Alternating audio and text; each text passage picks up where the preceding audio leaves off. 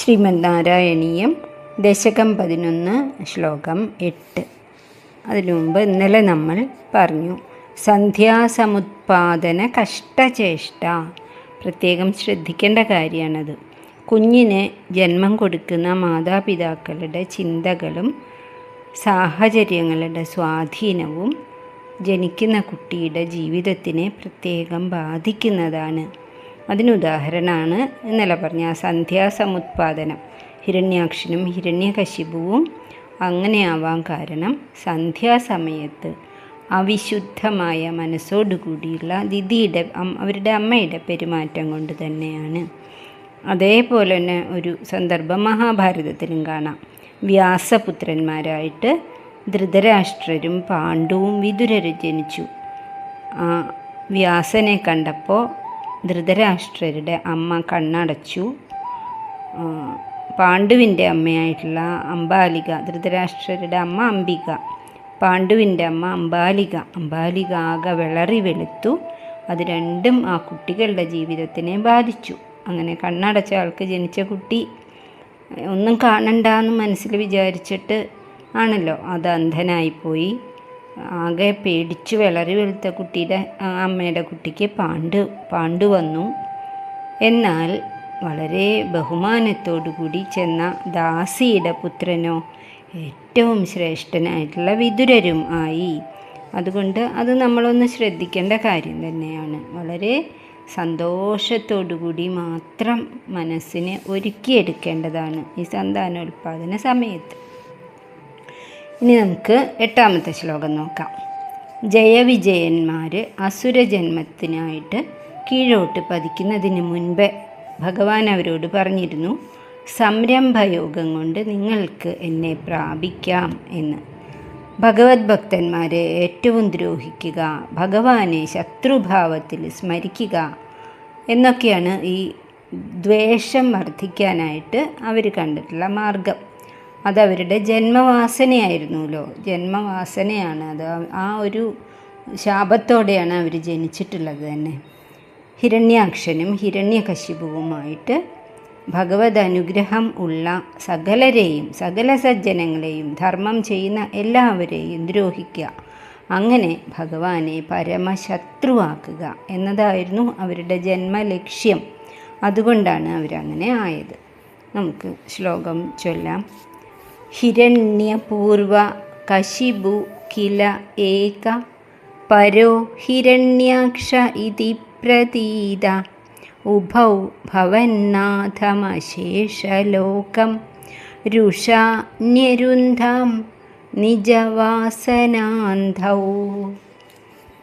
ഹിരണ്യപൂർവ കശിപു ഏക ഒന്നാമത്തെ ആളുടെ പേര് ഹിരണ്യം എന്ന് പൂർവം മുൻപിൽ പേരിൻ്റെ മുൻപിൽ ഹിരണ്യം എന്നുണ്ട്.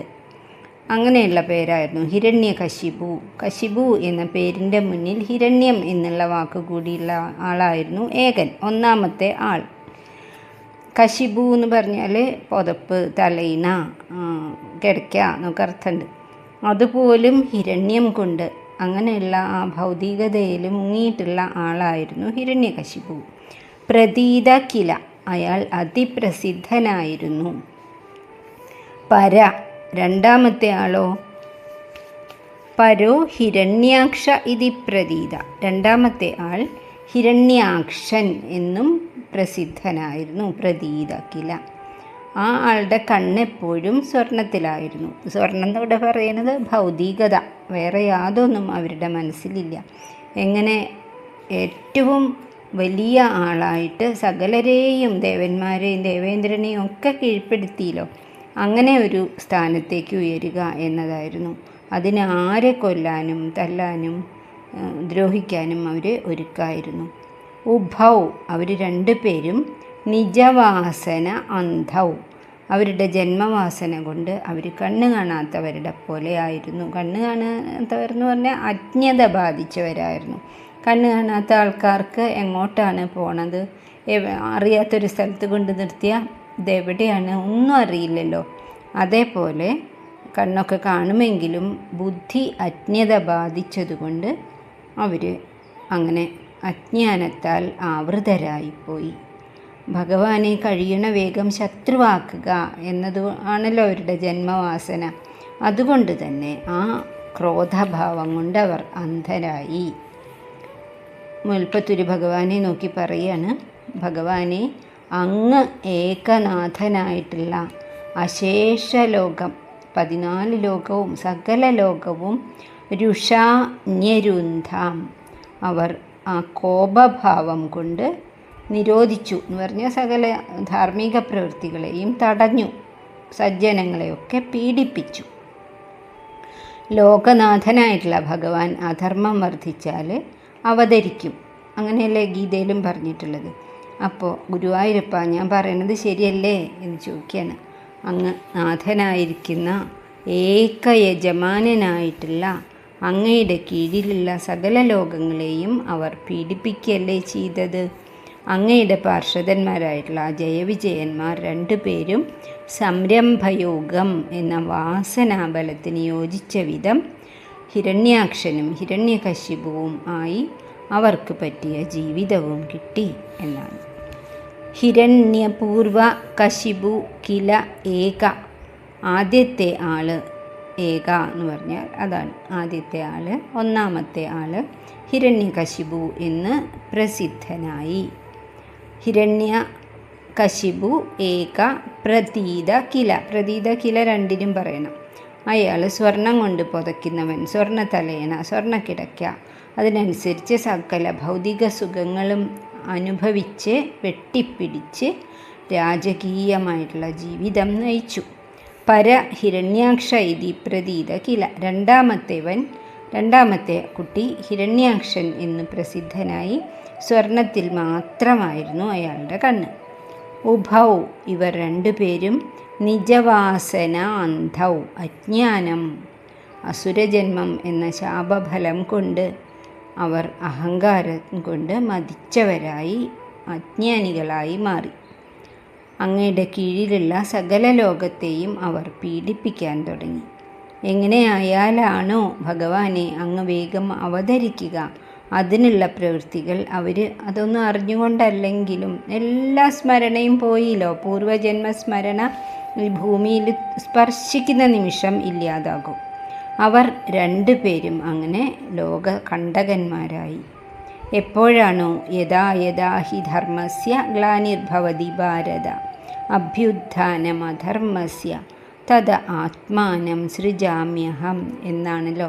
അപ്പോൾ ഭഗവാനെ വേഗം തന്നെ ഈ ലോകത്തിൽ അവതരിപ്പിക്കാൻ എന്നതുപോലെ അവർ അധർമ്മത്തിനെ അങ്ങനെ വളർത്തിക്കൊണ്ടുവന്നു. കാലം അതിനുള്ള വഴിയൊക്കെ ഒരുക്കി കൊടുക്കുകയും ചെയ്തു. അപ്പോൾ ഭഗവാന്റെ കീഴിലുള്ള എന്ന് പറഞ്ഞാൽ ഭഗവാന്റെ തന്നെ രൂപഭേദമായിട്ടുള്ള ഈ ജഗത്തിനെ ഭഗവാനെ പീഡിപ്പിക്കുന്നത് പോലെയുള്ള ദേഷ്യം കൊണ്ട് അവർ പീഡിപ്പിച്ചുകൊണ്ടേയിരുന്നു. അതാണ് സ്വന്തം ധർമ്മം എന്ന പൂർവജന്മവാസന അവരെ കൊണ്ട് അങ്ങനെയൊക്കെ ചെയ്യിച്ചു. സദാ മനസ്സിൽ പ്രബലനായിട്ടുള്ള ശത്രുവായിട്ട് ഭഗവാനെ അവർ സ്ഥാപിച്ചു. പ്രധാനമായിട്ടുള്ള ഭാവം സംരംഭയോഗമല്ലേ, ക്രോധമായിരുന്നു. ദ്രോഹം ചെയ്യുക, സജ്ജനങ്ങളെ വിഷമിപ്പിക്കുക എന്നതായിരുന്നു അവരുടെ ജീവിത ലക്ഷ്യം, അവരുടെ വിനോദം അതായിരുന്നു. അപ്പോൾ നമുക്ക് സംശയം തോന്നും, എങ്ങനെയാണ് അതീവ പുണ്യശാലികളായിട്ടുള്ള ഭഗവത് പാർഷദന്മാർ എന്ന നിലയിലേക്ക് ഉയർന്ന് ഭഗവത് സാരൂപ്യം കിട്ടിയിട്ടുള്ള ആ ജയവിജയന്മാർക്ക് ഈ വാസന എങ്ങനെ ഉണ്ടായി? അതിന് അർത്ഥം ഇത് തന്നെയാണ്. ഒരിക്കലും അവർക്ക് യോജിക്കാത്തതായ അഹങ്കാരം ഒരു നിമിഷം അവരെ ബാധിച്ചു. വൈകുണ്ഠത്തിലെ ആളുകളുടെ രൂപം പോലും ഭഗവാന്റെ പോലെ 4 കൈയും വനമാലയും ഒക്കെ ആയിട്ടുള്ളതാണ്. അപ്പോൾ ഭഗവത് ഗുണങ്ങളും അവർക്ക് പൂർണ്ണമായിട്ടുണ്ടാകണം. ഭഗവാന്റെ കഥ മുഴുവനും നോക്കിയാലും അല്പം പോലും അഹങ്കാരമോ അക്ഷമയോ അദ്ദേഹത്തിനുണ്ടായിട്ടില്ല. അതുപോലെ അല്ലാത്ത ഒരു സ്വഭാവം ഇവർക്ക് വന്നു. എങ്ങനെ സനകാദി മുനീശ്വരന്മാർ കണ്ടപ്പോൾ ഇവർക്ക് മനസ്സിലായില്ല. മാത്രമല്ല കുന്തം ഇങ്ങനെ വിലങ്ങനെ വെച്ച് അവർ തടുത്ത് നിർത്തുകയും ചെയ്തു. ഇനി പോകാൻ പറ്റില്ല എന്ന് പറഞ്ഞു. അത് ഭയങ്കരമായിട്ടുള്ള ശാപമായി അവരുടെ മേലെ പതിക്കാൻ അതൊരു കാരണം എന്ന് മാത്രം. അത്ര പോലും അധമവികാരം വൈകുണ്ഠത്തിൽ പാടില്ല. വൈകുണ്ഠത്തിൽ അതിനൊന്നും സ്ഥാനമില്ല. അതാണ് കുണ്ഠത ഇല്ലാത്ത സ്ഥലമാണ് വൈകുണ്ഠം. അത് മാറ്റിയിട്ട് അവിടുത്തെ സ്ഥാനത്ത് നിൽക്കാൻ മാത്രം അതീവ പരിശുദ്ധരാവാൻ വേണ്ടിയാണ് അവർ ഭൂമിയിലേക്ക് വന്നത്. അവർ ജനിക്കുമ്പോഴോ എന്താണ്ടായേ, സന്ധ്യാവന്ദനം മുടക്കിയിട്ടുള്ള കാമരൂപിണിയായിട്ടുള്ള ഒരമ്മ അതിന് കാരണമായി. വിദ്വേഷയോഗത്താൽ ജീവിക്കുക എന്ന ഭഗവത് ശാസനയും ഉണ്ടായി. അതുകൊണ്ടൊക്കെയാണ് അവർക്ക് ഇങ്ങനെ സംഭവിച്ചത്. സത്വഗുണികളായിരുന്നല്ലോ അവർ. അങ്ങനെ സാത്വിക സ്വഭാവം ഉള്ളവർക്ക് എന്തെങ്കിലും കാരണം കൊണ്ട് താമസ സ്വഭാവം വന്നു ചേരുമ്പോൾ അത് അതിഭയങ്കരമായിട്ട് വരും. ഇവരുടെ ജനന സമയത്തും അതുപോലെ അപശകുനങ്ങൾ വളരെയധികം ഉണ്ടായി. ക്രൂരമൃഗങ്ങളൊക്കെ അങ്ങനെ ശബ്ദിച്ചു. ആകാശത്തും ഭൂമിയിലൊക്കെ കുലുക്കങ്ങളുണ്ടായി. ഉൽക്കകൾ താഴെ വീണു. നദികളൊക്കെ പരിശുദ്ധമായ വെള്ളമൊക്കെ മാറി കലങ്ങി രക്തവർണ്ണമായിട്ട് ഒഴുകാൻ തുടങ്ങി. ഭയപ്പെടുത്തുന്നത് പോലെ ഇടിവെട്ടി ഭൂകമ്പമുണ്ടായി എന്നൊക്കെ ഭാഗവതത്തിൽ വർണ്ണിച്ചിട്ടുണ്ട്.